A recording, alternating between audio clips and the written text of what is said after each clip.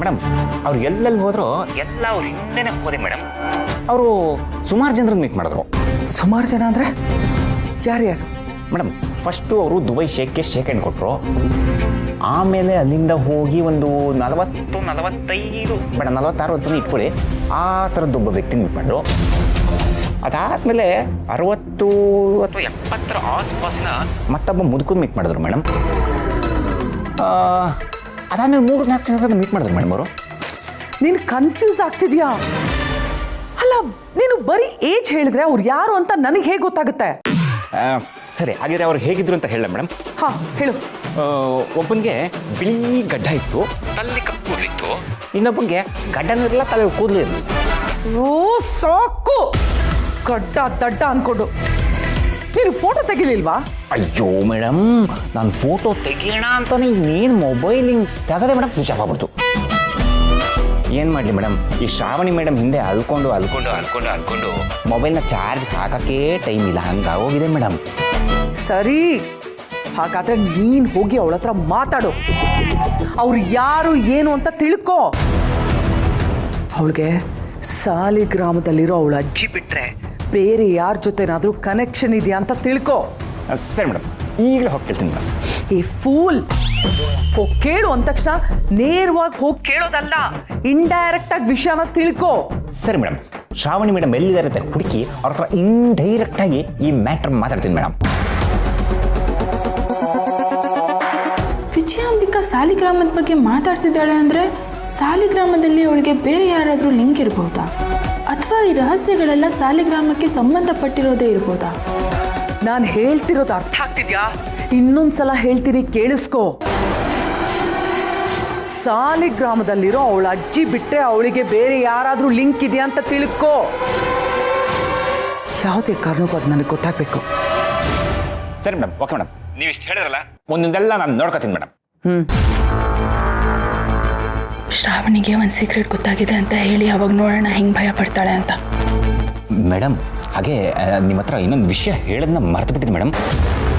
ಶ್ರಾವಣಿ ಅವರು ಮಾತಾಡ್ತಾ ಏನೋ ಹೇಳ್ತಿದ್ರು ಮೇಡಮ್. ಏನು ಹೇಳ್ತಿದ್ಲು? ಯಾವುದೋ ದೊಡ್ಡ ಸೀಕ್ರೆಟ್ ಗೊತ್ತಾಗಿದೆ, ರಹಸ್ಯ ಬಯಲಾಗಿದೆ ಅಂತ ಹೇಳ್ತಿದ್ರು ಮೇಡಮ್. ಸೀಕ್ರೆಟಾ? ಏನು ಸೀಕ್ರೆಟು? ಅವಳು ಯಾವುದ್ರ ಬಗ್ಗೆ ಮಾತಾಡ್ತಿದ್ಲು? ಅವ್ಳಿಗೆ ಏನು ವಿಷಯ ಗೊತ್ತಾಗಿದೆ ಅಂತೆ? ಹಾಗಾದರೆ ಪಕ್ಕ ಯಾವುದೋ ರಹಸ್ಯ ಇದೆ ಅಂತಾನೆ ಆಯಿತು. ಸರಿ ಮೇಡಮ್, ಅದೇನು ರಹಸ್ಯ ಅಂತ ನನಗೂ ಗೊತ್ತಿಲ್ಲ. ನಾನು ತಿಳ್ಕೊಂಡು ನಿಮಗೆ ಆಮೇಲೆ ಕಾಲ್ ಮಾಡ್ತೀನಿ.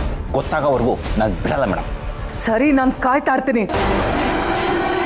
ನೀನು ಅವಳ ಹತ್ರ ಮಾತಾಡಿ ನನಗೆ ಇಮಿಡಿಯೇಟಾಗಿ ಕಾಲ್ ಮಾಡು. ಸರಿ ಮೇಡಮ್.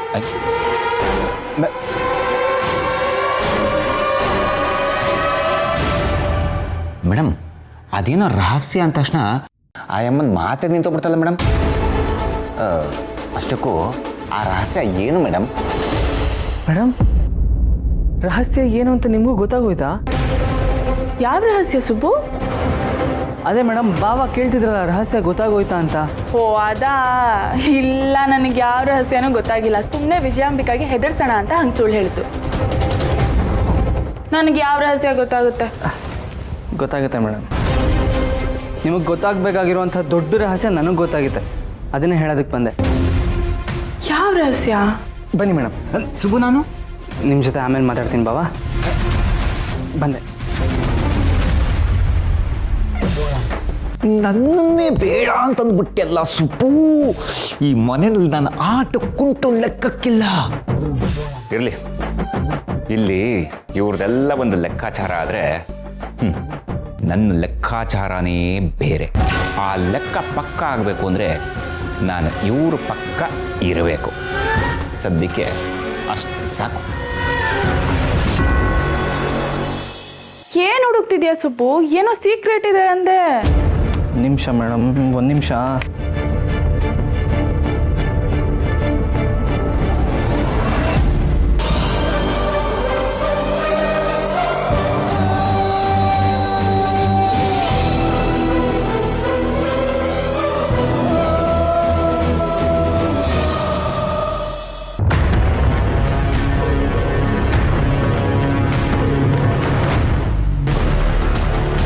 ಏನು ತುಂಬ ಮರೀತಿದ್ಯಾ? ನೀನೇ ಇಷ್ಟು ಮೆರಿಬೇಕಾದ್ರೆ ನಮ್ಮಂಥ ಒಳ್ಳೆಯವರು ಮೆರಿಬಾರ್ದ ವಿಜಯಾಂಬಿಕಾ? ನಿನ್ನಂಥ ಕೆಟ್ಟ ಹುಳುನೇ ಇಷ್ಟೊಂದು ಮೆರಿಬೇಕಾದಾಗ ಯಾವಾಗಲೂ ಒಳ್ಳೆಯದನ್ನೇ ಬಯಸೋ ನಾನು ಮೆರಿಬಾರ್ದಾ? ಒಂದರ ನನ್ನನ್ನು ಪದೇ ಪದೇ ಕೆಣಕ್ತಿದ್ಯಾ. ನನ್ನನ್ನು ಕೆಣಕಿದ್ರೆ ಏನಾಗುತ್ತೆ ಅಂತ ಗೊತ್ತು ತಾನೇ ನಿನಗೆ? ಚೆನ್ನಾಗಿ ಗೊತ್ತು, ತುಂಬ ಚೆನ್ನಾಗಿ ಗೊತ್ತು. 1000 ಸಲ ಸೋತ್ರೂ ಈ ಸೊಕ್ಕಿಗೇನು ಕಡಿಮೆ ಇಲ್ಲ. ನಿನಗೆ ಇಷ್ಟು ಸೊಕ್ಕಿರ್ಬೇಕಾದ್ರೆ ನ್ಯಾಯ ನೀತಿ ಧರ್ಮ ಅಂತ ಬದುಕ್ತಾ ಇರೋ ನಮಗೆ ಇನ್ನೆಷ್ಟು ಸೊಕ್ಕಿರಬೇಡ. ಅಷ್ಟಕ್ಕೂ ನನಗೇನಾಗುತ್ತೆ ಅನ್ನೋದಕ್ಕಿಂತ ಈಗ ನೀನು ನಿನ್ನ ಗತಿ ಏನಾಗುತ್ತೆ ಅಂತ ಯೋಚನೆ ಮಾಡಬೇಕು. ನಾನೇನಾದರೂ ನಡೆದಿರೋ ಸತ್ಯನೆಲ್ಲ ಹೇಳ್ಬಿಟ್ರೆ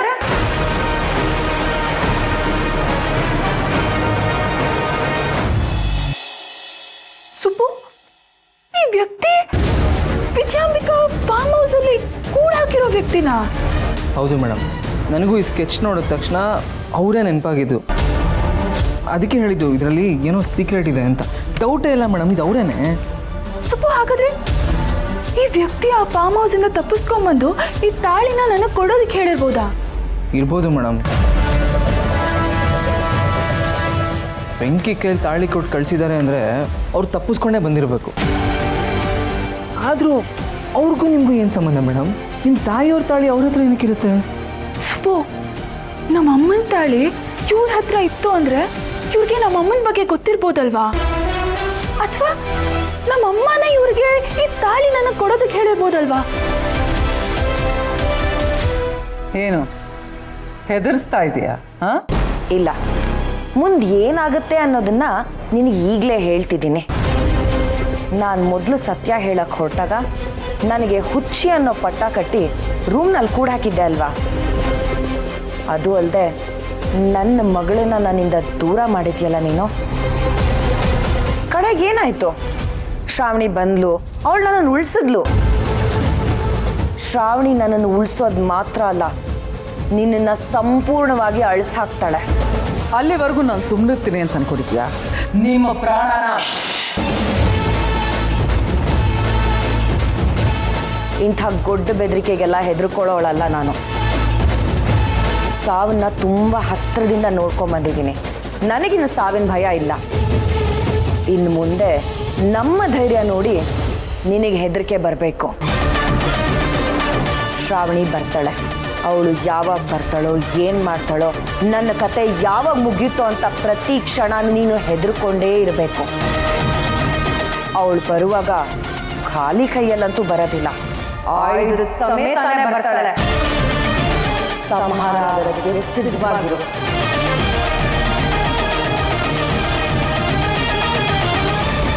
ಸುಬ್ಬು, ಹಾಗಾದ್ರೆ ಖಂಡಿತ ಇವ್ರಿಗೆ ಅಮ್ಮನ ಬಗ್ಗೆ ಗೊತ್ತಿರುತ್ತೆ.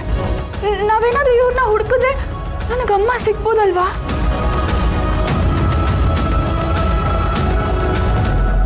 ಸುಬ್ಬು, ಸುಬ್ಬು, ಅಪ್ಪ,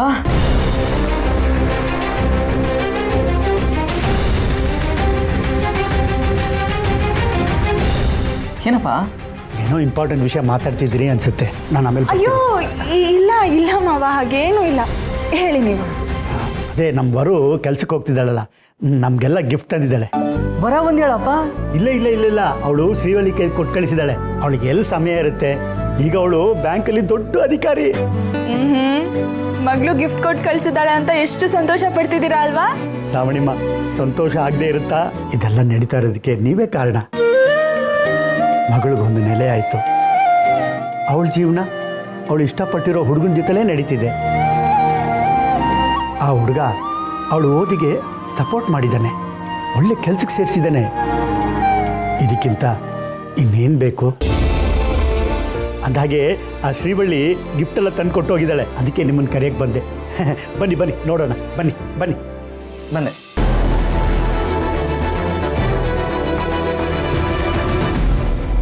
ನನಗಿಷ್ಟವಾದ ಕಲರ್ ದೊಡ್ಡ ಬಾಡ್ರು.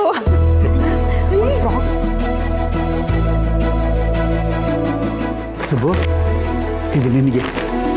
ಶ್ರಾವಣಿ ಮರ, ಇದು ನಿನಗೆ.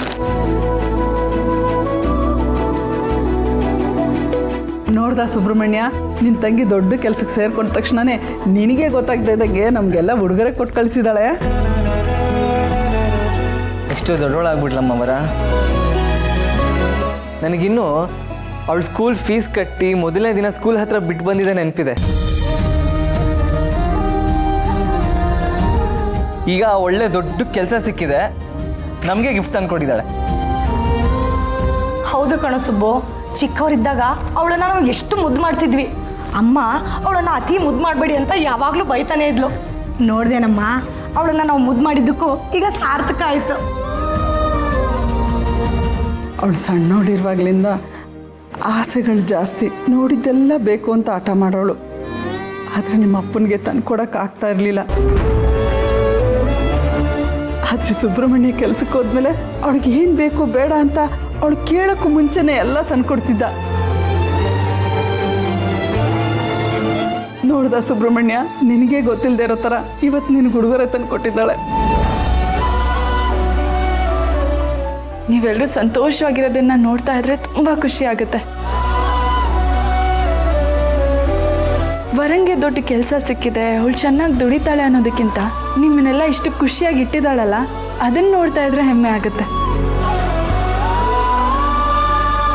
ನೀವು ಹೇಳೋದು ಸರಿ ಶ್ರಾವಣಿಯಮ್ಮ, ಆದರೆ ಈ ಖುಷಿಯಾಗಿರೋ ಸಮಯದಲ್ಲಿ ಅವಳೇ ಬಂದು ಉಡುಗೊರೆ ಕೊಟ್ಟಿದ್ರೆ ಎಷ್ಟು ಚೆನ್ನಾಗಿರ್ತಿತ್ತು. ಅಂಥ ದಿನ ಅದು ಯಾವಾಗ ಬರುತ್ತೋ ಏನೋ. ಮಗಳು ಮನೆ ಅಂತ ನಾವು ಹೋಗೋದು, ತವರು ಮನೆ ಅಂತ ಅವಳು ಬರೋದು, ಎರಡೂ ಮನೆಗಳು ನಗ್ನಾಗ್ತಾ ಇದ್ರೆ ಸಂಬಂಧ ಎಷ್ಟು ಚೆನ್ನಾಗಿರುತ್ತೆ. ಆ ದಿನಗಳು ಬರುತ್ತೋ ಇಲ್ಲೋ ಅಂತ ಭಯ ಆಗ್ಬಿಟ್ಟಿದೆ. ಯಾಕೆ ಹಂಗೆ ಹೇಳ್ತೀರಾ ಅತ್ತೆ? ಸಮಸ್ಯೆಗಳು ಮಂಜುಗಡ್ಡೆ ಇದ್ದ ಹಾಗೆ, ನೋಡಿದಾಗ ಗಟ್ಟಿ ಅಂತ ಅನ್ನಿಸ್ಬೋದು, ಆದರೆ ಕಾಲ ಕಳಿತಿದ್ದ ಹಾಗೆ ಅದು ಕರ್ಗೋಗುತ್ತೆ, ಜೀವನ ತಂಪಗಾಗತ್ತೆ. ಹೌದು ಶ್ರಾವಣಿಯಮ್ಮ, ಇಂದ್ರಮ್ಮರ ಕೋಪ ಮಂಜಿನ ಗಡ್ಡೆ ಹಾಗೆ ಕರಗಿ ಆ ಹೆಂಗಸು ತಂಪಾದರೆ ನಾವು ನಮ್ಮ ಮಗಳ ಜೊತೆ ಸಂತೋಷವಾಗಿ ಮಾತಾಡ್ಬೋದು. ಆ ಕಾಲನೂ ಬರುತ್ತಪ್ಪ. ಈಗ ಯಜಮಾನ್ರಿಗೆ ನನ್ನ ಮೇಲೆ ಎಷ್ಟು ಕೋಪ ಇತ್ತು ಹೇಳು. ಈಗ ಅವ್ರ ಕೋಪ ಎಲ್ಲ ಗಾಳಿಗೆ ತೂರಿ ನನ್ನ ಜೊತೆ ಎಷ್ಟು ಚೆನ್ನಾಗಿ ಮಾತಾಡ್ತಾ ಇದ್ದಾರೆ ನೋಡು. ಎಲ್ರಿಗೂ ನನ್ನ ಕಾಲ ಅಂತ ಬರುತ್ತೆ. ನಾನು ಅದೇ ಆಸೆಯಿಂದ ಕಾಯ್ತಾ ಇದ್ದೀನೋ. ಎಲ್ಲ ಹೆಣ್ಮಕ್ಳಾಗೆ ನನ್ನ ಮಗಳು ಅಳಿಂದ್ರು ನಮ್ಮ ಮನೆಗೆ ಬಂದು 4 ದಿನ ಸುಖ ಶಾಂತಿ ನೆಮ್ಮದಿಯಿಂದ ಸಂತೋಷವಾಗಿದ್ದರೆ ಎಷ್ಟು ಚೆನ್ನಾಗಿರುತ್ತೆ ಅಲ್ವಾ? ಆ ಆಸೆನ ಎದೆಲ್ಲಿ ಇಟ್ಕೊಂಡು ಕಾಯ್ತಾ ಇದ್ದೀನಿ.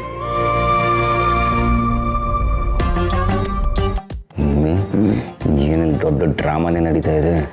ಮಗಳಿಗೆ ಕೆಲಸ ಸಿಕ್ಕಿದೆಯಲ್ಲ, ಅದಕ್ಕೆ ಮನೆಯವರೆಲ್ಲ ತಾಕತ್ತ ಅಂತ ಕುಣಿತಾ ಇದ್ದಾರೆ. ಮಕ್ಳಿಗೆ ಕೆಲಸ ಸಿಕ್ಕಿದ್ರೆ ಅಷ್ಟೊಂದು ಖುಷಿ ಆಗುತ್ತೆ. ಮಕ್ಳಿಗೆ ಕೆಲಸ ಮಾಡೋದು ಕಾಮನ್ ಥಿಂಗ್ ಮಮ್ಮಿ. ಅಂದರೆ ನೋಡೀಗ ಲೇ ಸುಂದರ ದರಿದ್ರ, ಸಂತೋಷ ಆಗಲ್ವೇನೋ?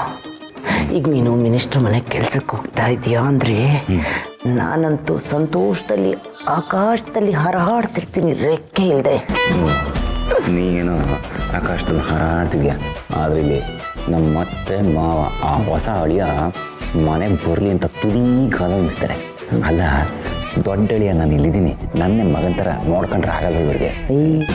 ಹೋಗ್ಲಿ ಬಿಡ, ನೀನು ಮಗ ಆಗಿ ದಬಾಕದಷ್ಟೇ ಇದೆ ಈ ಮನೆಯಲ್ಲಿ. ಹೇಗೋ ಮಿನಿಸ್ಟ್ರು ನಿನ್ನ ಮಗನ ಥರ ಅಂತ ಒಪ್ಕೊಂಡಿದ್ದಾರಲ್ಲ, ಇಲ್ಲಿ ತೋರ್ಸೋ ಬುದ್ಧಿನ ಅಲ್ಲಿ ತೋರ್ಸಲೇ ಸುಂದರ ದರಿದ್ರ.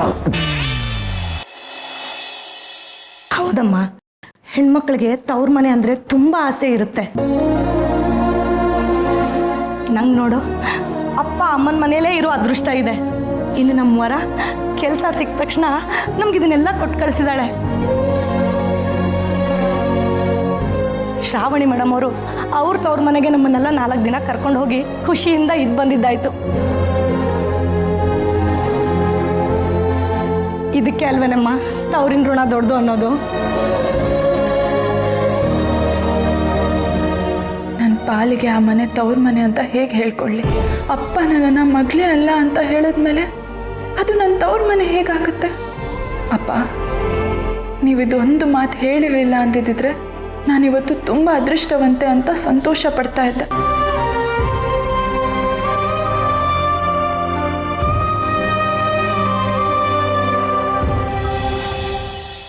ಇವಾಗ ಬರೋದಕ್ಕಾಗಲ್ಲ ಕಣ್ರು. ಹೇಳ್ದೆ ತಾನೆ, ನಾಳೆ ಸಿಗ್ತೀನಿ ಬಿಡು. ಒಂದು ನಿಮಿಷ ಮಾಡ್ತೀನಿ. ಹೇಳಿ ಸಾವಿತ್ರಿ. ಮದನ್ ಸರ್ ಹಣ್ಣು ತಗೊಳ್ಳಿ. ಇದನ್ನೆಲ್ಲ ಯಾಕೆ ತರಕ್ಕೆ ಹೋದೆ? ನಂಗೆ ಇದೆಲ್ಲ ಏನು ಬೇಡ. ನಿನ್ನನ್ನು ಇಷ್ಟೊಂದು ಚೆನ್ನಾಗಿ ನೋಡ್ಕೋತಿದ್ಯಾ, ಇದರಿಂದನೇ ಗೊತ್ತಾಗತ್ತೆ ನಿನಗೆಷ್ಟು ಒಳ್ಳೆ ಮನಸ್ಸಿದೆ ಅಂತ. ಆದರೂ ಏನಾಯಿತು ಸಾರು? ಆದರೂ ನೀನು ಅವಾಗವಾಗ ನನ್ನ ರೂಮಿಗೆ ಬರೋದು ಮತ್ತು ನನ್ನ ಜೊತೆ ಮಾತಾಡೋದು ಇದನ್ನೆಲ್ಲ ಯಾರಾದರೂ ನೋಡಿದ್ರೆ ತಪ್ಪು ತಿಳ್ಕೊಳಲ್ವಾ? ಅದ್ಯಾಕೆ ತಪ್ಪು ತಿಳ್ಕೊಂಡಾರು? ನಮ್ಮ ಮನಸ್ಸು ಒಳ್ಳೇದಾಗಿರ್ಬೇಕಾರೆ, ನಮ್ಮ ಮನಸ್ಸಿನಾಗೆ ಯಾವ ಕಲ್ಮಶನೂ ಇಲ್ಲದೆ ಇರ್ಬೇಕಾರೆ ಅದ್ಯಾಕೆ ತಪ್ಪು ತಿಳ್ಕೊಂಡಾರು? ನೋಡೋ ದೃಷ್ಟಿ ಚೆಂದಾಗಿರ್ಬೇಕು ಅಷ್ಟೇ. ಕರೆಕ್ಟು ಸಾವಿತ್ರಿ, ನೋಡೋರ ದೃಷ್ಟಿ ಚೆನ್ನಾಗಿರಬೇಕು. ಅಂದಾಗೆ ನೀವು ಹಳ್ಳೀಲಿ ಯಾರ್ಯಾರು ಇರೋದು? ನಿಂಗೆ ಮದುವೆ ಆಗಿಲ್ಲ ಅಲ್ವಾ? ಇಲ್ಲ ಸರ್, ನಾನು ನಮ್ಮ ಅಜ್ಜಯ್ಯ ನಾವಿಬ್ಬರೇ ಇರೋದು. ನಿಂಗಿನ್ನ ಮದುವೆ ಆಗಿಲ್ವಾ? ನೋಡೋಕೆ ಇಷ್ಟೊಂದು ಮುದ್ದಾಗಿದ್ಯಾ, ಒಳ್ಳೆ ಗುಣ ಇದೆ, ಯಾಕೆ ಮದುವೆ ಆಗಿಲ್ಲ? ಮದುವೆ ಬಗ್ಗೆ ಎಲ್ಲ ಇನ್ನೂ ಯೋಚನೆ ಮಾಡಿಲ್ಲ ಸರ್. ಒಂದು ಹೆಣ್ಣಿಗೆ ಮದುವೆ ಆಗಬೇಕು ಅಂದರೆ ಗುಣ ಸಂದಾಕಿದ್ರೆ ಸಾಲದು, ಹೊಸಿ ಹಣನೂ ಇರಬೇಕಲ್ವೇ? ನಮ್ಮ ಜೀವನಕ್ಕಾಗೋಷ್ಟು ಆ ಭಗವಂತ ಕೊಟ್ಟವನೆ. ಆದರೂ ಆವತ್ತು ದುಡಿಬೇಕು, ಆವತ್ತೇ ತಿನ್ನಬೇಕು. ಅಂಥದ್ರಾಗೆ ಮದುವೆಗಿದ್ವೆ ಎಲ್ಲ ದೂರದ ಮಾತೆಯ ಬಿಡಿ. ಓ ಆಗ ನೀನು ಅದ್ರ ಬಗ್ಗೆ ಏನೂ ಯೋಚನೆ ಮಾಡಬೇಡ ಸಾವಿತ್ರಿ. ನಿನ್ನ ಮದುವೆ ಆಗೋದಕ್ಕೆ ಒಳ್ಳೆ ಗಂಡನ ನಾನು ಹುಡ್ಕೊಡ್ತೀನಿ. ನಿನ್ನ ಮದುವೆ ಆಗೋದಕ್ಕೆ ಸಹಾಯನೂ ಮಾಡ್ತೀನಿ. ನಿನ್ನಂಥ ಒಳ್ಳೆ ಮನಸ್ಸಿರೋ ಹುಡುಗಿಗೆ ಒಳ್ಳೆ ಹುಡುಗನೇ ಸಿಗಬೇಕು. ಅದರಲ್ಲೂ ನೋಡೋದಕ್ಕೆ ಒಳ್ಳೆ ದಂತದ ಬೊಂಬೆ ಇದ್ದಂಗಿದೆಯಾ? ಅಯ್ಯಯ್ಯೋ, ಹಂಗೆಲ್ಲ ಏನಿಲ್ಲ ಸರ್. ನಾನು ಮಣ್ಣಿನ ಬೊಂಬೆನೇ. ದಂತದ ಬೊಂಬೆ ಅಂದರೆ ಬೆಲೆ ಹೆಚ್ಚಿರ್ತದೆ ಅಲ್ವರ? ಒಳ್ಳೆ ಮನ್ಸಿಗೆ ಬೆಲೆ ಕಟ್ಟಕ್ಕಾಗತ್ತಾ ಸಾವಿತ್ರಿ? ನಿನ್ನ ಬೆಲೆ ನಿಂಗೆ ಗೊತ್ತಿಲ್ಲ.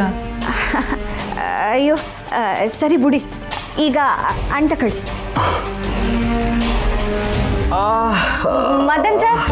ಮದನ್ ಸರ್ ಏನಾಯ್ತು ನೋಡ್ತಿದ್ಯೆ?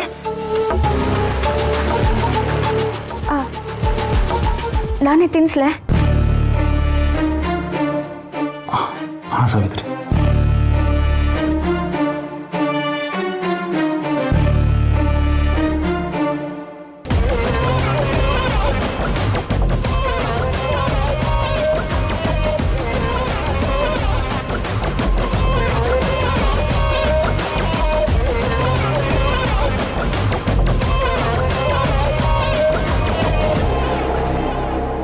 Thank you Savitri.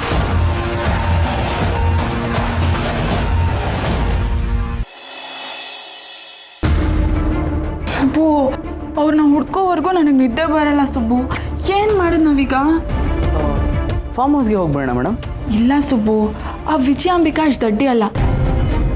ನಾವು ಫಾರ್ಮ್ ಹೌಸಿಗೆ ಹೋದಾಗಲೇ ಅವಳಿಗೆ ಅನುಮಾನ ಬಂದಿರುತ್ತೆ, ಯಾರೋ ಇಬ್ಬರು ಫಾರ್ಮ್ ಹೌಸಿಗೆ ಬಂದಿದ್ರು ಅಂತ. ಅವರು ಅವಳನ್ನ ಡೆಫಿನೆಟಾಗಿ ಶಿಫ್ಟ್ ಮಾಡಿಸಿರ್ತಾಳೆ. ಏನು ಮಾಡೋದು ಮೇಡಮ್ ಇವಾಗ? ನೇರವಾಗಿ ಹೋಗಿ ವಿಜಯ ಮೇಡಮ್ನು ಕೇಳೋದಕ್ಕಾಗಲ್ಲ. ಸುಬ್ಬು, ನಾವು ವಿಜಯಾಂಬಿಕಾನ ನೇರವಾಗಿ ಹೋಗಿ ಕೇಳೋಕ್ಕಾಗಲ್ಲ. ಆದರೆ ವಿಜಯಾಂಬಿಕಾ ಹತ್ರ ಮಾತಾಡೋದಕ್ಕೆ ಅಂತಲೇ ನಮಗೆ ಸುಂದ್ರ ಅವ್ರು ಇದ್ದಾರಲ್ಲ. ಆದರೆ ವಿಜಯಾಂಬಿಕಾ ಸುಂದ್ರ ಅವ್ರನ್ನ ತುಂಬ ನಂಬಿದ್ದಾಳೆ. ನಾವು ಸುಂದ್ರ ಅವ್ರ ಹತ್ರ ಮಾತಾಡಿ ಇಂಡೈರೆಕ್ಟಾಗಿ ವಿಜಯಾಂಬಿಕಾ ಅವ್ರನ್ನ ಎಲ್ಲಿ ಕೂಡ ಹಾಕಿದ್ದಾಳೆ ಅಂತ ತಿಳ್ಕೊಬೋದಲ್ವಾ? ಮೇಡಮ್ ನೀವೇ ಹೇಳಿದ್ರಲ್ಲ ವಿಜಯ ಮೇಡಮ್ ಅಷ್ಟು ದಡ್ಡಿ ಅಲ್ಲ ಅಂತ. ಹಾಗಿರುವಾಗ ಬಾವ ಏನೇ ಕೇಳಿದ್ರು ವಿಷಯ ಬಿಟ್ಕೊಟ್ಬಿಡ್ತಾರಾ? ಬಿಟ್ಕೊಡಲ್ಲ. ಆದರೂ ನನಗೇನೋ ಆ ಜಾಗ ತಿಳ್ಕೊಳ್ಳೋದು ಅಷ್ಟು ಕಷ್ಟ ಅಂತ ಅನ್ನಿಸ್ತಾ ಇಲ್ಲ. ಹೆಂಗೋ ಆ ಗನ್ನ ತಲುಪಿಸೋದಕ್ಕೆ ವಿಜಯಾಂಬಿಕಾ ಸುಂದ್ರ ಅವ್ರ ಹತ್ರ ಹೇಳಿದ್ಲಲ್ಲ, ಆ ಜಾಗ ಯಾವುದು ಅಂತ ತಿಳ್ಕೊಬೋದಲ್ವಾ? ಗನ್ನ? ಯಾವ ಗನ್ನು ಮೇಡಮ್? ಯಾವ ಗನ್ನು? ಯಾರಿಗೆ ತಲುಪಿಸೋದು? ಓ, ನಿಮ್ಗೆ ಈ ವಿಷಯದ ಬಗ್ಗೆನೇ ಗೊತ್ತಿಲ್ಲ ಅಲ್ವಾ? ಏನಾಗಿತ್ತು ಗೊತ್ತಾ?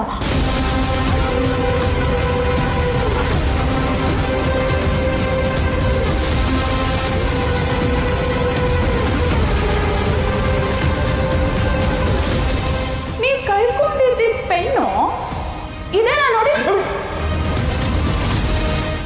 ಗನ್ನ ಕೊಟ್ಟಿದ್ದು ವಿಜಯಾಂಬಿಕಾ ಮೇಡಮ್. ವಿಜಯಾಂಬಿಕಾ ಅವರು ಮಾತು ಕೇಳ್ಕೊಂಡು ನಿಮ್ಮ ವಿರುದ್ಧ ಸಂಚು ಮಾಡಕ್ಕೆ ಹೊರಟಿದ್ದೆ ಮೇಡಮ್. ಆವಾಗಲೇ ಸುಂದ್ರ ಅವರು ನಾನು ಹೇಳೋದೆಲ್ಲ ಕೇಳೋದಕ್ಕೆ ಒಪ್ಕೊಂಡಿದ್ದು. ಯಪ್ಪ ಇಷ್ಟೆಲ್ಲ ಆಗಿದೆಯಾ ಮೇಡಮ್? ಅಲ್ಲ ಗನ್ನು ಗಿನ್ನು ಅಂತಿದ್ದೀರಾ, ಇದು ಯಾಕೋ ನಂಗೆ ತುಂಬ ಡೇಂಜರ್ ಅನ್ನಿಸ್ತಾ ಇದೆ ಮೇಡಮ್. ಏಯ್ ಸುಬ್ಬು, ನಿನ್ ಕೋಪದ ಮುಂದೆ ನಿನ್ನ ಆವೇಶದ ಮುಂದೆ ಈ ಗನ್ನು ಬಾಂಬು ಇದೆಲ್ಲ ಟುಸ್ಸು ಸುಬ್ಬು. ನಿನ್ ಕೋಪ ಬಂದ್ರೆ ನೀನ್ ಮನುಷ್ಯನೇ ಆಗಿರಲ್ಲ ಗೊತ್ತಾ ನಿನಗೆ. ಅಂಥದ್ರಲ್ಲಿ ಈ ಭಯ ಎಲ್ಲ ನಿನಗೆ ಸೂಟ್ ಆಗಲ್ಲ ಸುಬ್ಬು, ಸುಮ್ಮನೆ ಇರು ನೀನು. ಏನು ಮಾಡ್ಬೇಕು ನಾನು? ನಾಳೆ ಬೆಳಗ್ಗೆನೆ ಸುಂದ್ರ ಅವ್ರ ಹತ್ರ ಮಾತಾಡಬೇಕು. ಅವ್ರ ಮೂಲಕನೇ ಎಲ್ಲ ವಿಷಯನೂ ತಿಳ್ಕೊಬೇಕು. ಸರಿ ಮೇಡಮ್.